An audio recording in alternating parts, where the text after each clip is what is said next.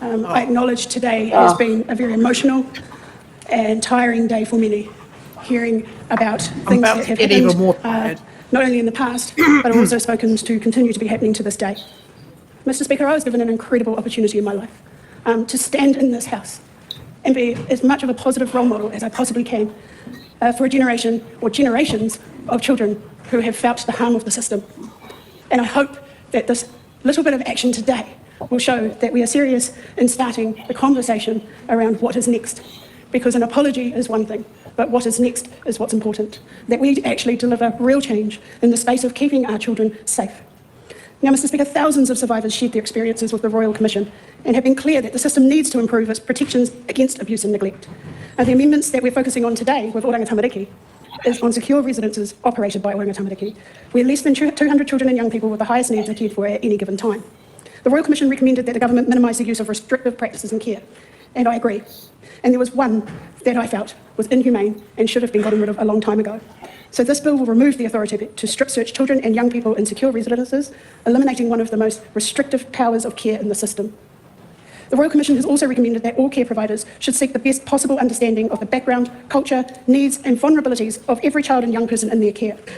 This bill will introduce a requirement for Oranga Tamariki to develop a tailored search plan for each child or young person in the residences. This plan will ensure that their search and gender preferences are respected and will reflect their unique needs and vulnerabilities.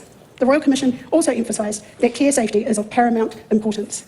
For the 5 secure youth justice residences, I'm introducing new search provisions to reduce the risk of harmful and unauthorised items entering residences. Care experienced young people have said they support these provisions and they want their place of home to be safe. Furthermore, being and feeling safe is a precondition for the successful delivery of the therapeutic programs that will be running in these residences. The successful delivery of these programs will help young people who have offended find new goals, gain a different perspective and return to their communities to be the best that they can be. The bill also makes a minor technical amendment regarding the minimum time a child or a young person can spend in secure care before court oversight is required to approve an extension. Mr. Speaker, I've heard from many people, especially around even having the ability for strip searches still being there, how it's humiliating, invasive, harmful to vulnerable children's not only physical health, but mental well-being. I am therefore removing that authority to conduct these strip searches, and this will not just minimise the risk, it will eliminate it completely. There are situations when it is necessary to search a young person, but these searches need to be conducted with respect and reflect the person's unique needs and vulnerabilities. I'm proposing 2 amendments to better respect the child or the young person being searched, and these amendments align with Recommendation 78 made by the Royal Commission, which is about recognising the needs and vulnerabilities of every child or young person in the care system. The first amendment will remove the requirement for pat-down searches to be undertaken by staff members of the same sex as the child. This requirement does not respect the LGBTQIA+ community and leaves staff relying on discretion when conducting searches. There will be safeguards around these preferences where there are clear risks from a preference to be searched by the person of an opposite sex. Staff members may be able to overrule the preference, but must put other safety mitigations in place if possible. The second amendment requires a search plan to be made for each child or young person in the residence that identifies their needs and preferences for how they are searched and by whom. This includes recognising the histories of trauma, Mr. Speaker, and other conditions that could negatively impact how that search is experienced. Young people's well-being needs to be put at the forefront. The safety of those in care is paramount, and the Royal Commission has recommended the government is guided by care safety principles, of which relates to mitigating risks in physical environments. Currently, the entry of harmful and unauthorised items is a risk to the safety of young people and staff in the secure youth justice residences. In the 6 months to February 2024, 390 unauthorised items were found in 1 secure youth justice residence alone. 14 were shanks, and 21 were rocks that could immediately be used as a weapon. 160 of these unauthorised items were either vapes or illicit drugs and related items, which must have come from outside of the residence. I have been informed staff and visitors can be the source of these items. Care experienced young people have shared their concerns about the current environment in residences and the ability to keep young people safe. To reduce the risk of harmful and unauthorised items entering secure youth residences, the bill will enable searches of everyone entering the residence, including young people, visitors, staff and contractors. They will allow for the use of imaging technology scanners and more clearly define the list of harmful and unauthorised items. In general, Voice Whakarama, an advocacy group for care experienced young people, supports the extension of search powers and said the priority needs to be given to ensuring that adequate technology such as body imaging scanners are available and used to minimise the use of hands-on searches. The Oranga Tamariki Youth Advisory Group are also in favour of standardised searches, which were not too punitive. In the words of one advisory group member, all searches should be required for anyone. This is a health and safety for everyone. I acknowledge the new search provisions may be viewed as going against the Royal Commission's recommendations to minimise and ultimately eliminate institutional practices. Moving to models of care that avoid institutional environments would take significant time to achieve and cannot be addressed through these amendments. But I expect the overall impact of these changes to be a reduction in the intrusive search practices. Given the Act already enables young people to be searched within the residence, enabling a scanner search each time they enter is a relatively small change, but one that's expected to greatly improve the safety and well-being of young people in the residence. I acknowledge most people entering residence will not have unauthorised items in their possessions, and the universal searches make people feel uncomfortable. However, we need to balance this against the severe harm that could occur if these items continue to be brought into residence. I acknowledge some family may be put off from visiting residences due to the possibility of being searched, but the greater safety for everyone is likely to mean that some other whānau may feel safer to visit. To support visitors and help prevent the loss of connection for young people that the Royal Commission highlighted, Oranga Tamariki will advise them that searches occur to detect these items, what those items are, and the consequences if found. Unauthorised items will be removed and returned to the individual when leaving residence where appropriate. This will enable visitors to make a decision about what they bring to their visits in advance, and there will also be clear safeguards in place. Mr. Speaker, there's also around clarifying the maximum time a child or young person should spend in secure care. Currently, the bill has two meanings for that. One time frame is 72 hours, which begins counting when the child or young person is first placed in secure care, and the other time frame is no more than 3 days. This amendment will clarify so that a young person will not spend longer than counting the 3 days. This is a minor amendment that will reduce the ambiguity within the Act while the government continues to respond to the Royal Commission's recommendations. Thank you, Mr. Speaker, for the time to be able to speak to this today, and I hope it shows that we are serious about moving forward and getting things done. No, it doesn't show that you're serious. You didn't even fucking apologise. I'm sorry, I can't believe that in my 20s I supported this party, and every time I hear the ACT Party talk, I want to take a shower, and I want to give a proper apology for my years of supporting them, because I am honestly disgusted with what they just offered there.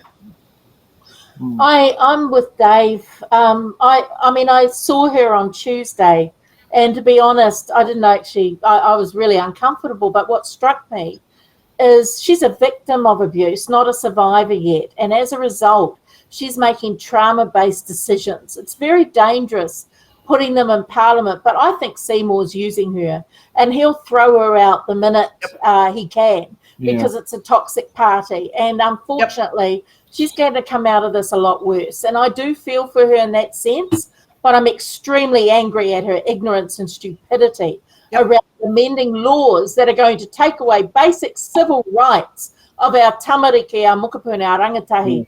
That is not on. And unfortunately, I remember visiting Grandma, and she asked me, now can you explain to me what Section 7A is? When I explained it to her, she basically said, over my teaching career, which Grandma was teaching for a Teachers Training College 1940, was it 46 and 47? No, 47, 48, and 1949, right up to 1990, she sat there and estimated at least tens of thousands, could be potentially 100,000 people displaced in there. And she was absolutely horrified to hear that the steps were taken in place, because she was teaching in Parirua. Pretty much the majority of her teaching career, it was in Parirua where she was teaching. So she felt very disheartened by the removal of Section 7A, because there are many situations where Section 7A has sat there and found, I think, the case that Karen uses as the case to why to get rid of it, also proved that an approved caregiver was a sibling of the mother. And the ACT Party wants to repeal Section 7AA. I am aware of actually one of my caregivers. Her nephew was murdered by his grandmother. She was under severe stress. It was a family of meth. She wasn't coping, and then she blamed her two grandchildren, granddaughters, that witnessed it, and they are still feeling the trauma today. It does happen. That's just a reality, but there's no reason to take away whānau-based care. We have a mokopuna who was going to come to us, but because I'm disabled, we could, Child Youth and Family said no, or Oranga Tamariki. But our niece has him. He's been with us 13 years now as a whānau. He was a whāngai. 11 children removed from the parents because of the violence. Parents have since passed, and he's been raised in nothing but love. And we keep him in contact with his siblings, etc. And it works. It works well. It just needs to be managed well. And we're very lucky that as a whānau, we collectively made a commitment to this child that he would be safe, he would grow up in love, and he would not know the violence that his siblings experienced. It happens. It can happen. We need to trust Māori around this. We do not want our children going into care. We want to care for them ourselves. And we can do it if we're able to do it the proper way, which is the cultural way. Can I make an observation? So I'm half German, so I've got an inclination to be a systems thinker that I think is genetically sourced. But two quick anecdotes. So Chhour has acquired a residential development in Kinepuru, and there is a social housing regeneration project up in Eastern Porirua.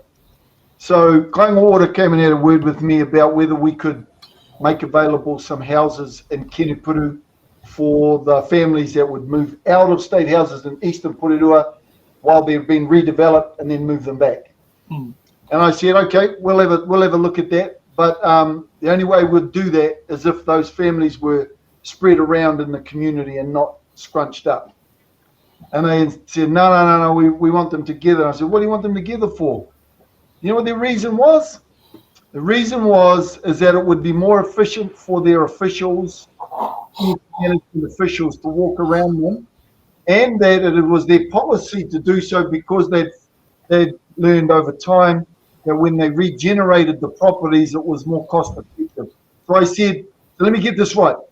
So you're going to implement a policy that will have a suboptimal community outcome so that your officials don't have to walk so far and you'll save money. Bugger off. That's what I said to them. Second quick anecdote is in a totally different domain. I won't actually tell the story. Where I'm going with it, I was going to tell another story about what actually is the drivers for the officials in the public policy. My point is, the question to ask is, what is the policy objective primarily in connection with the whole oranga tamariki design? What is the policy objective in connection with corrections? I'm here to tell you it's got nothing to do with the well-being and the recidivism of those men and women. What it's about is punishment.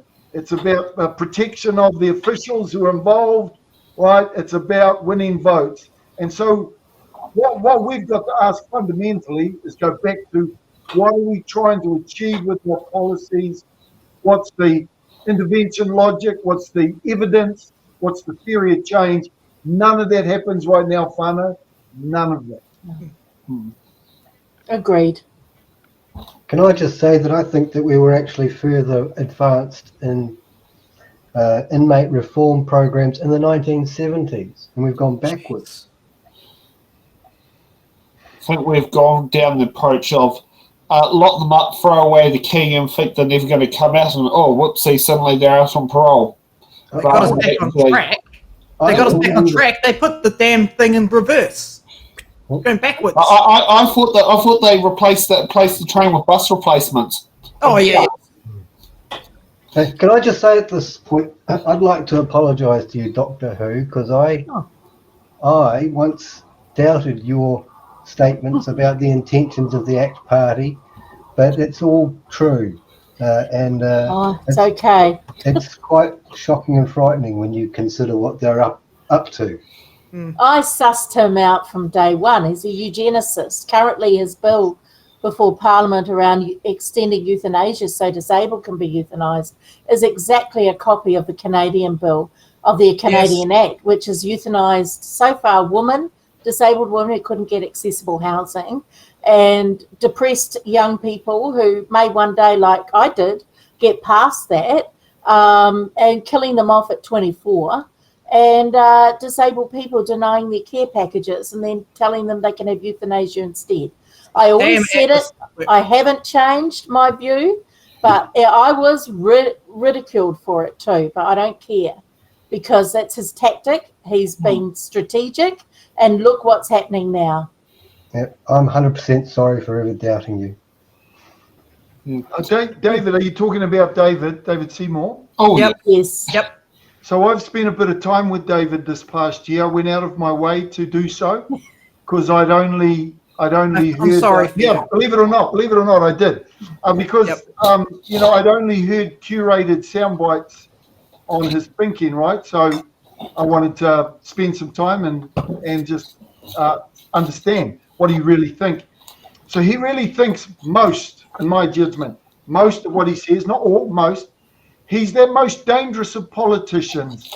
He's an ideological fundamentalist, right? He has an ideology, libertarian ideology, which he adheres to like a religious fundamentalist that cannot see, hear, or accept any other worldview. I call him a So Lapitarian. you pay attention to all of his interactions, including the one he had with me online.